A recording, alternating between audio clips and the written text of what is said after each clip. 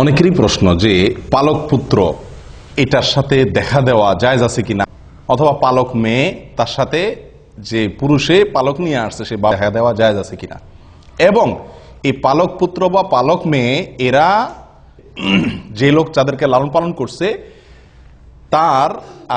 তাকে বাবা বা মা হিসাবে ডাকা সম্বোধন করা জায়েজ আছে কিনা, এবং এই যে লোক তাদেরকে লালন পালন করছে সে পালক ছেলে পালক মেয়ে তারা ওই ব্যক্তির মারা যাওয়ার পরে তার সম্পত্তির ভাগ পাবে কিনা, এই গুরুত্বপূর্ণ তিনটা প্রশ্ন পালক পুত্র বা পালক মেয়ে সম্পর্কে উঠে আসে।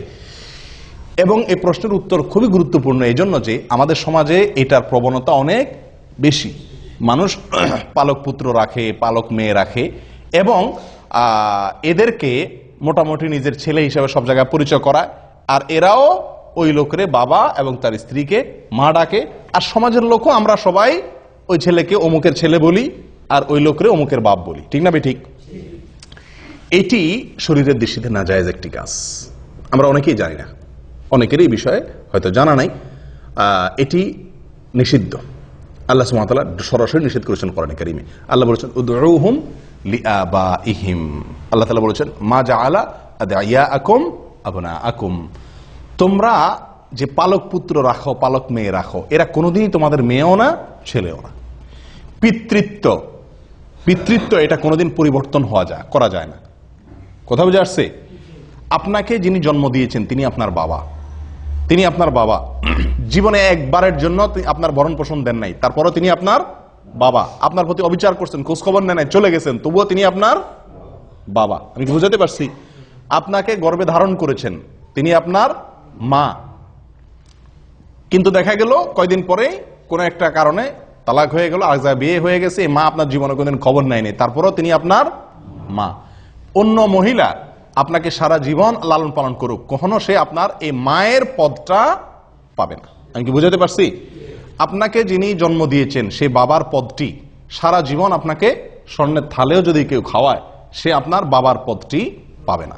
কিন্তু আমাদের দেশে সাধারণত যে লালন পালন করে পালক আনে তাকে ওই ছেলে মেয়েরাও বাবা ডাকে, আর বাবা ওই লোকও তাদেরকে ছেলে মেয়ে হিসাবে সমাজের লোকের কাছে পরিচিত করে, আর সমাজের লোকজনও আমরাও সবাই কি তাদেরকে ওই লোককে অমুকের বাপ অমুকের মা, আর ওই ছেলে মেয়েগুলাকে অমুকের ছেলে অমুকের মেয়ে বলে আমরা সম্বোধন করি। এটা জায়েজ নেই ভাই। এবং এই নাজায়েজ কাজটি আমাদের সমাজে হাজার হাজার মানুষ করতেছে অবলীলায়, না জেনে। নিষেধ, সরাসরি নিষেধ। নবী সাল্লাল্লাহু আলাইহি সাল্লাম যায়েদ ইবনে হারেসাহ রাদিয়াল্লাহু তাআলা আনহুকে পালক আনছিলেন, পালক আনার মতো এরকম তাকে লালন পালন করছিলেন। তো লোকেরা সাহাবীরা সবাই বলা বলি করতে শুরু করছে যায়েদ ইবনে মুহাম্মদ, মানে মুহাম্মদ সাল্লাল্লাহু আলাইহি সাল্লামের ছেলে, এরকম বলা শুরু করছে। তখন আল্লাহ তাআলা আয়াত নাযিল করছেন, না, লালন পালন করা এটা ভালো জিনিস, পালক আনা এটা খারাপ না। বিশেষ করে যদি পালকটা এজন্য আনা হয় যে আপনি একটা শিশুকে কি করলেন, ভরণ পোষণের ব্যবস্থা করলেন, তার অভিভাবক হলেন, তার পড়াশোনার ব্যবস্থা করলেন, তাকে শিক্ষিত করলেন, তাকে বড় করে দিলেন, লালন পালন করে দিলেন, এটা ভালো কাজ। বিশেষ করে যদি কোনো গরিবের সহায়তার জন্য হয়, অথবা কোনো ছেলে মেয়ের মা বাপ নাই বা তারা খরচ দিতে পারে না, এক্ষেত্রে যদি আপনি লালন পালন করেন এটা অত্যন্ত কি ভালো কাজ। কিন্তু আপনি লালন পালনের বিনিময়ে কখনো তার বাবা হতে পারবেন না, আর ছেলেও আপনার কোনোদিন ছেলে অথবা মেয়ে আপনার কোনোদিন মেয়ে হতে পারবে না। আমি কি কথা বুঝাতে পারছি? এটা সরাসরি নিষেধ করেন না। নবী সাল্লাল্লাহু আলাইহি সাল্লামের বেলায় এই সুযোগ হয় নাই, তাহলে আমাদের বেলায় কি সুযোগ হওয়ার সুযোগ আছে? আর নাই, কারোর জন্য নাই। এখন কথা হলো, আমাদের দেশে যে পালক পুত্র পালক মেয়ে আনে, বেশিরভাগ মানুষ আনে কি জন্য? নিজের হয়তো ছেলে হয় না, মেয়ে হয় না, যার ছেলে হয় না সে একটা ছেলে আনে, যার মেয়ে হয় না সে একটা মেয়ে আনে, যার কিছুই হয় না সে ছেলে মেয়ে একটা কিছু আনে, ঠিক না ভাই? ঠিক। আমরা আনি নিজেদের সুবিধার জন্য, ওই বাচ্চার সুবিধার জন্য আমরা আনি না, ঠিক না ভাই? ঠিক। এখন যদি বাপই না ডাকে, মাই না ডাকে, তো আর লাভ কি? এরকম একটা ভাব থাকে না? জায়েজ নাই। এখন আপনি কি করবেন সেটা আপনার বিষয়।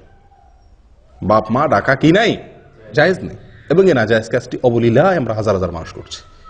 একটি মাসআলা গেল। এখানে প্রসঙ্গে আরেকটি কথা বলতে চাই, অনেক সময় পয়সার বিনিময়ে আনা হয়। খেয়াল করছেন আপনারা যে গরিব মানুষ তার বাচ্চাটা কিনে নিয়ে আসে, এটা আরেক হারাম কাজ। মানুষ ক্রয় বিক্রয় করার কোনো অধিকার ইসলাম আপনাকে দেয় নাই।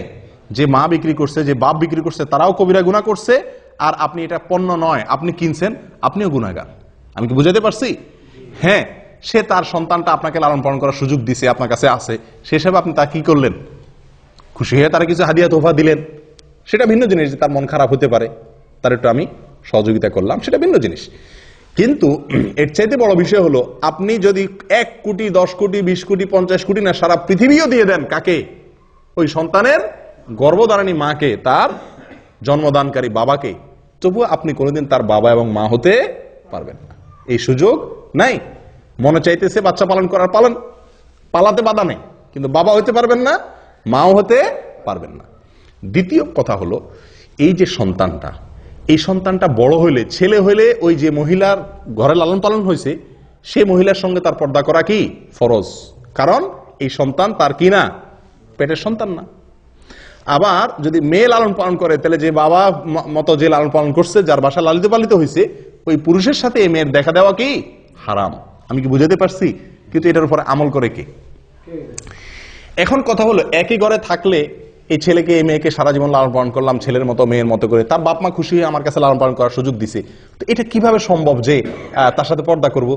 আপনি তার সাথে পর্দা না করতে চান, এই ছেলে যখন ছোট ছিল, এই মেয়ে যখন ছোট ছিল, তার উপায় হলো তখনই তাদেরকে আপনার স্ত্রীর দুধ যে কোনো ভাবে চিবিয়ে চাবিয়ে কোন রকম দুধ খাওয়াই দেন, তাহলে আপনার দুধ সন্তান হয়ে গেল, এই ছেলে আপনার কি হয়ে গেল।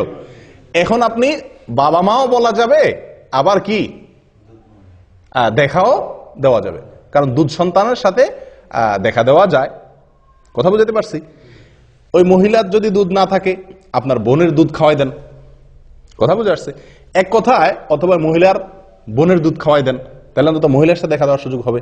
এক কথায় দুধ সম্পর্ক তৈরি হয়, এরকম কারোর সাথে দুধ খাওয়াই দেওয়ার ব্যবস্থা করতে হবে। তাহলে কি হবে? ওইটা ছোটবেলায় করতে হবে। তাহলে কি হবে? দুধ সন্তান হয়ে যাবে, এবং ওই সম্পর্কের কারণে আপনার তার সাথে দেখা দেওয়া কি হয়ে যাবে, জায়েজ হবে। নাম্বার 3, সম্পত্তির মালিক এটা কোনোদিনই হবে না। এই সুযোগ দুধ সন্তান হলেও হবে না। আমি কি বুঝাতে পারছি? আপনি এত কষ্ট করে ছেলে পারলেন, মেয়ে পারলেন, আপনার যত সম্পদ রেখে যান, এক আনি সম্পদ, এক বিন্দু সম্পদে এই বাচ্চা পাবে না শরীয়তের হুকুম অনুযায়ী। আপনার যদি কোনো সন্তান না থাকে, আপনার ভাইরা পাবে, বোনরা পাবে, এই সন্তান কিছুই পাবে না। কথা বুঝছেন? কারণ সন্তান পাওয়ার জন্য রক্ত সম্পর্কীয় আত্মীয় হতে হয়। এই ছেলের সাথে আপনার রক্তের কোনো কি নেই, সম্পর্ক নেই। আমি কি বুঝতে পারছি? হ্যাঁ, যদি রক্ত সম্পর্কীয় হয় তাহলে আবার সেই হিসাবে পাবে, সেটা ভিন্ন জিনিস। কথা কি বুঝতে পারছি?